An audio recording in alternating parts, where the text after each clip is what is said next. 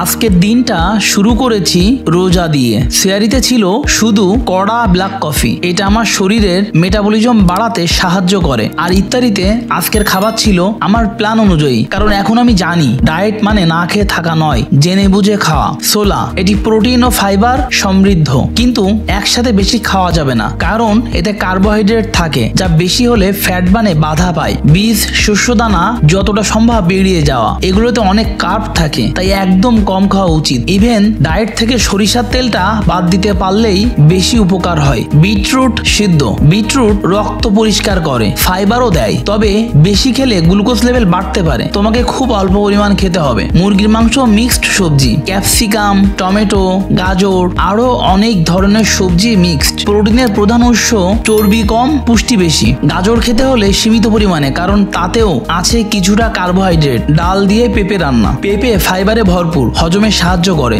ডালও প্রোটিন দেয়, কিন্তু কার্বের দিকেও খেয়াল রাখতে হবে। গরুর দুধ ফ্যাট যুক্ত, প্রাকৃতিক ফ্যাট ও ক্যালসিয়ামের উৎস।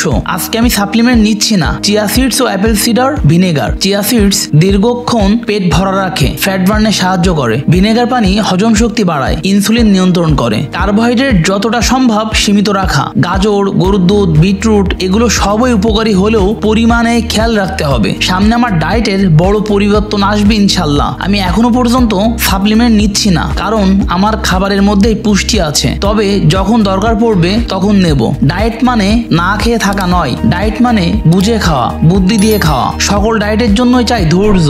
আর আমার এই জার্নিতে তোমরাও আমার সাথে থেকো, কারণ আমি হাল ছাড়বো না। আমার টার্গেট একটাই, ফ্যাট বার্ন, স্বাস্থ্য উন্নয়ন আর আত্ম উন্নয়ন। ইনশাল্লাহ দেখা হচ্ছে পরের ভিডিওতে বিশাল একটা পরিবর্তন নিয়ে। যেহেতু আল্লাহ তাআলার রহমতে আমি 2 সপ্তাহ পার করেছি, এখন আমার নেক্সট প্ল্যান প্রকৃত ডায়েটে যাওয়া, যেখানে কার্ব আমি সর্বোচ্চ 5% রাখতে পারি, তার বেশি নয়। কিন্তু আমি চাইলে এনার্জির জন্য ফ্যাট 30%, 40% রাখতে পারি। যাই হোক, আমি পরের ভিডিওতে এক্সপ্লেইন করেই বলবো কোন ডায়েটে যাচ্ছি এবং কিভাবে যাচ্ছি, বা আমার খাওয়ার প্ল্যান কি বা কেন করছি। দেখা হচ্ছে পরের ভিডিওতে। আল্লাহ হাফেজ।